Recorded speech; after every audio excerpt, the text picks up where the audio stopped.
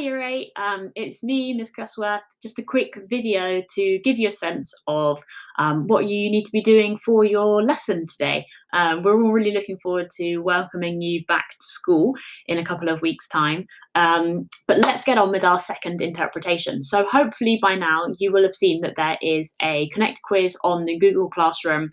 Using these photos, it's just these like stills, which is like an image from a film. So last time you would have watched the YouTube video, and it's just a quick recap quiz, really, multiple choice on that video that you watched last time, the oversimplified one. So if you haven't done the Connect quiz, please go and do it now, and then come back to this video. All right, let's get started. So what we're looking at today is we're not focusing on, let me get my, can I get my good old pointer? We're not focusing on oversimplified today. We are looking at a different interpretation by this guy called Robert Peal. And you will remember that last time you looked at oversimplified, he was a YouTuber, and he really focused on Britain's actions, like King George being a self-absorbed and bad king, Britain asking for money, Britain doing lots of taxes, etc., etc. Now, today we're going to be looking at a different interpretation. And you'll remember that an interpretation in history is like a person's, often a historian's, sort of opinion or view on an event or on a time period. And the event that we're looking at is American independence. So today we're going to look at this guy. He's a teacher. His name is Robert Peal. And we're going to look at the fact that he actually gives lots of different reasons. And we're going to have a think about why might Robert Peal, as a teacher, give lots of different reasons for American independence rather than just one.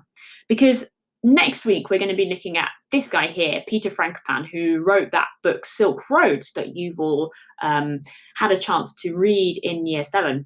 And instead of having lots of reasons, Peter Frankopan, who's an academic, he focuses on one kind of main cause, the actions of the East India Company.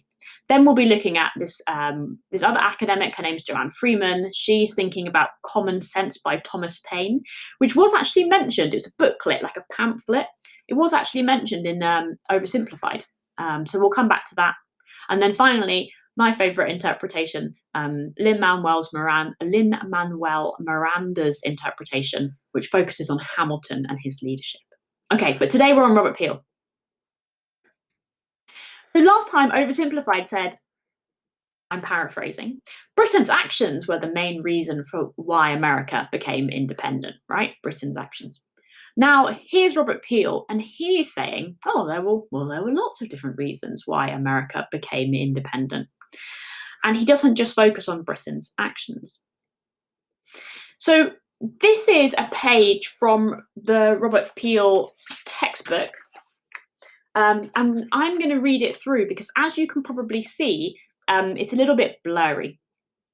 And so I'm going to read it through with you under my visualizer. And as we're reading through, I want you to be thinking about the following. So for each paragraph, what is the main reason that Peal gives for America becoming independent? How does he sort of lay out the page? We'll look at that briefly. How does he lay out the page to make his ideas clearer to the reader? And what causes of independence does he emphasize down here in the questions? Now, I'm going to pull up my visualizer. There we go. It's super blurry, but hopefully, if I do that, it will be nice and clear. There or thereabouts. Okay. So remember, for each paragraph, we're thinking about what's the main reason, and I'm going to write down a couple with you as we go through. Then you're also, please, thinking about the layout, right? So I'll give you one clue about the layout. It's got a really nice kind of clear heading. See if you can see any subheadings as we're going through. Okay, so the American Revolution. By the late 18th century, the 13 colonies had a population of 2.4 million people. They were growing rapidly in size, wealth, and importance. Because you'll remember that we looked at one of these colonies. Do you remember we looked at Jamestown in Virginia? right in the sort of early days of British America. Now we're still in British America, right? We're still here. This is still British America. But a little bit after what we studied last half term. Okay. So, at first, Britain gave the American colonies a large degree of freedom to govern themselves. Following the hugely expensive 7 Years' War, however, the British government wanted to exert more control. After all, they reasoned, the campaign to take Canada from the French had been fought to ensure the colonists' safety. Now, if we're thinking about what the main reason might be here, it talks about the 7 Years' War. Exert more control when they had been given freedom. So I think here, Britain exerted, which means like took, kind of, exerted more control. Forced more control over the Americans. So while before Britain had given America a lot of freedom, now they were starting to exert more control. That's the kind of main thing in that paragraph. Okay. So in 1765, Parliament passed the Stamp Act. Notice how it's in bold. It ruled that American colonists had to buy special paper from the British government with a particular stamp in order to print legal documents, advertisements, newspapers, and even playing cards. Now, you'll remember that from the oversimplified video. Do you remember he was like, stamp? I think this one's quite clear, right? The main cause is the Stamp Act. The colonists were furious and protested against the tax. Violent demonstrations took place in Boston, where an angry mob destroyed the house of the Lieutenant Governor of Massachusetts. It soon became clear that the stamp duty would be impossible to collect as the colonists simply refused to pay it. I think that's kind of the same. Put those together. Stamp Act. And it sort of led to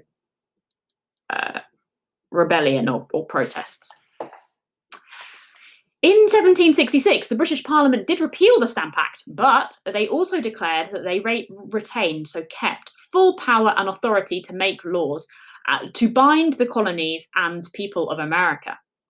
The following year, Parliament opposed new customs duties, so new taxes, on the American colonies on imports such as tea, glass, and paper, and took measures to clamp down on smuggling. Once again, the colonists refused to pay these duties, and most of them were repealed after over the following years. So again, I think we're thinking really here, you might have your own opinion, but I'm going to put taxes. It might be something about, Britain still having a lot of control that the colonists in America didn't like. You could put that as your reason. You're going to have an opportunity to do this after this video. The phrase that came to define the colonists' objection to British rule was no taxation without representation. Each of the 13 colonies had an elected colonial assembly, and the colonists were happy paying tax to them, as they were their chosen representatives. So it wasn't that these Americans were just anti-tax completely. They were happy to pay tax, says Peal, if they elected the people in Parliament. But the colonists had no representatives in the British Parliament, so Parliament, they believed, had no right to tax them. So I think here is the feeling of anger at being taxed with no representation.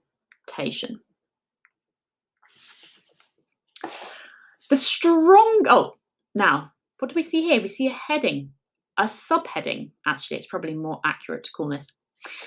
We'll just pause there for a second and go back to this second question. How does Peal lay out the page to make his ideas clearer to the reader? Well, he has a big heading. He has some neat paragraphs, as you've seen. None of the paragraphs are too big. Some things are in bold.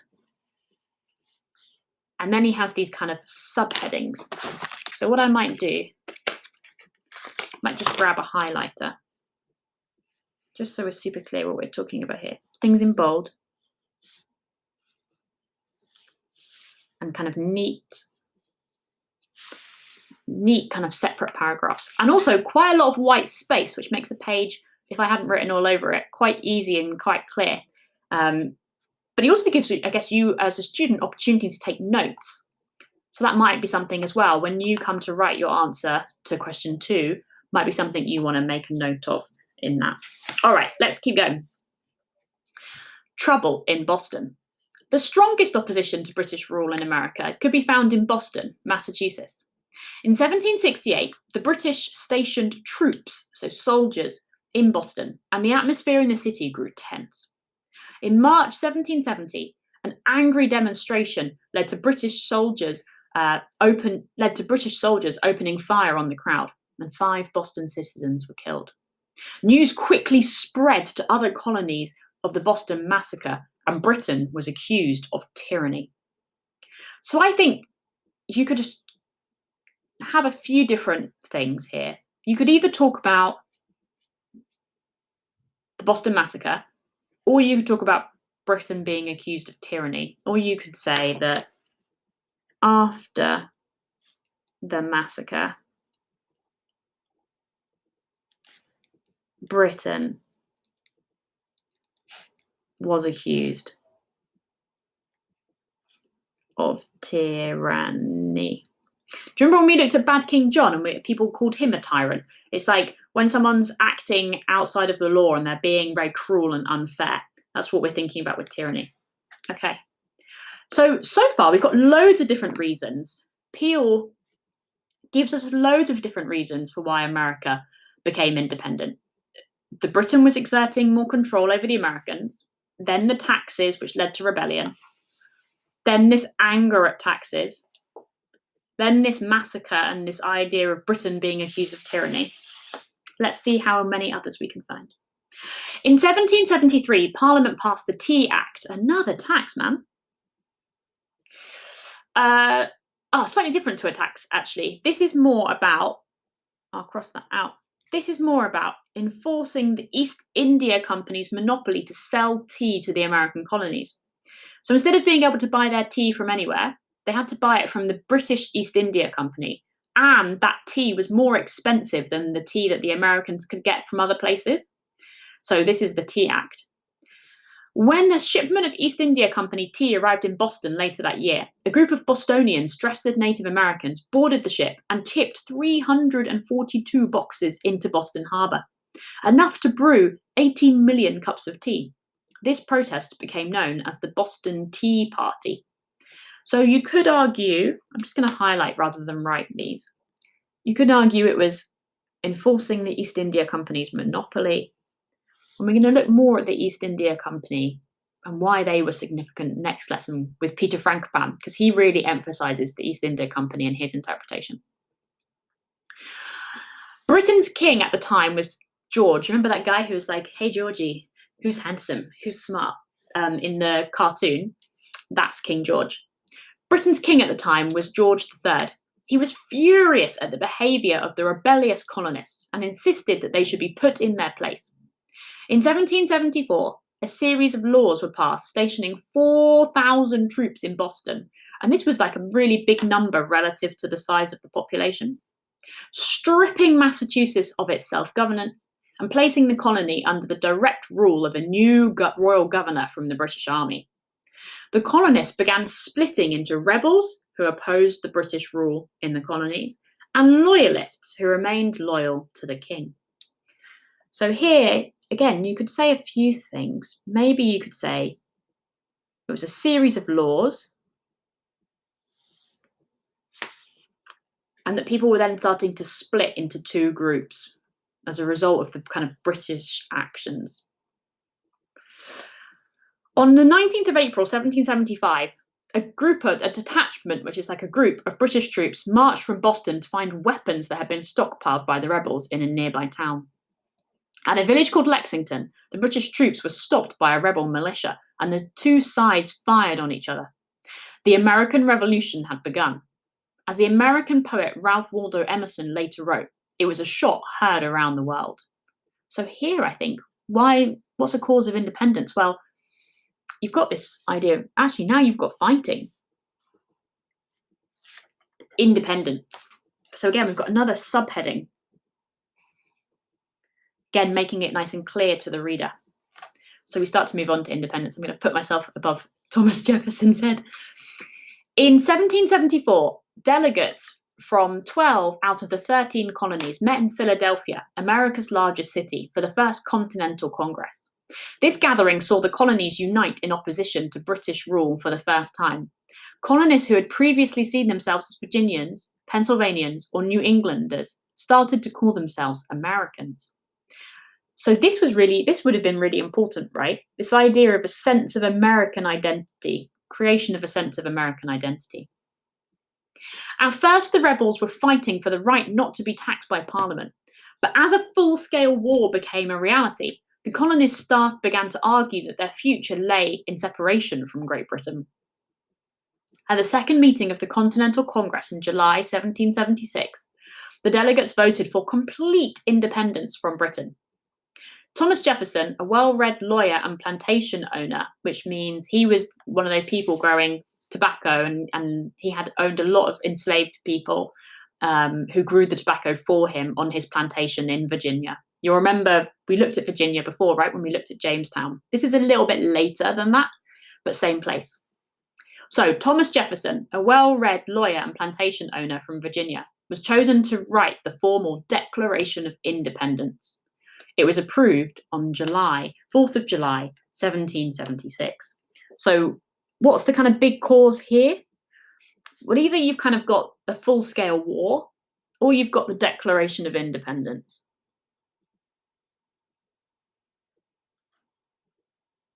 Oh, that's not how you spell independence.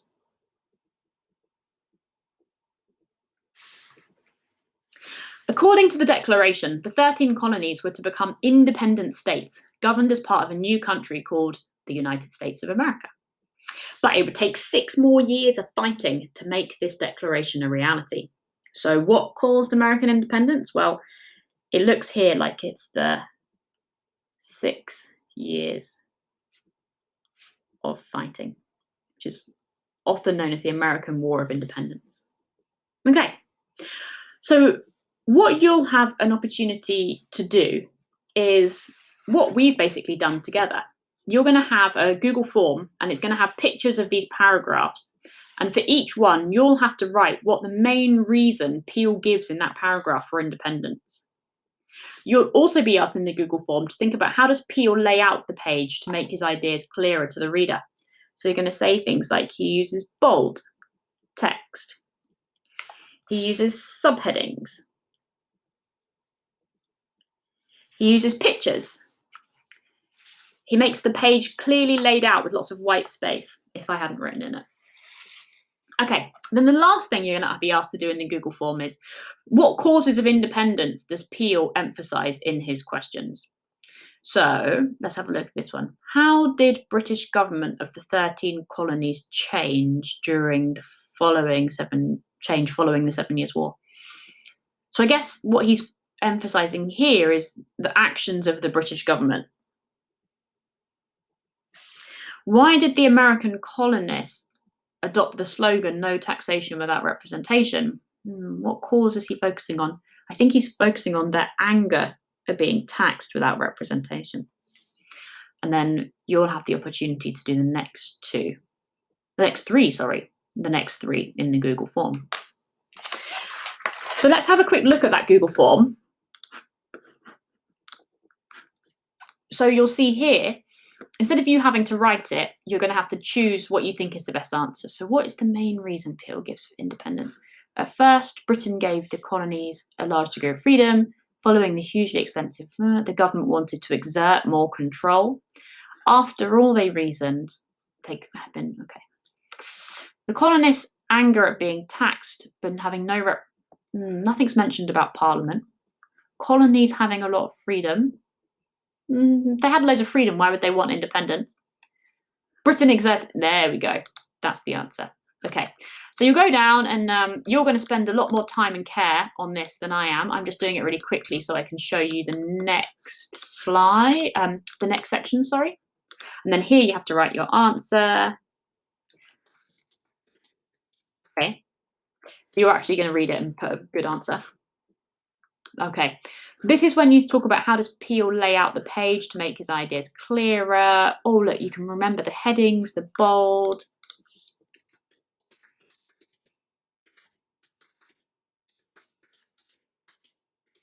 Okay, great. Next. And then here you're going to think about, well, these questions that we looked at,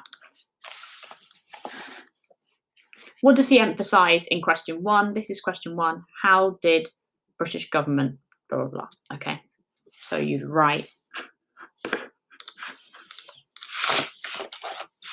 actions of the British government exerting more control after the 7 years war. And you do that for those ones, and then you're done. Okay. Any questions? Put them on the classroom for your teacher to answer, but hopefully that's quite straightforward. Good luck in having a look at Peel's interpretation, the one that I just read out and went through with you. And I look forward to seeing you all soon. All right, good luck. See you later, Year 8. Bye.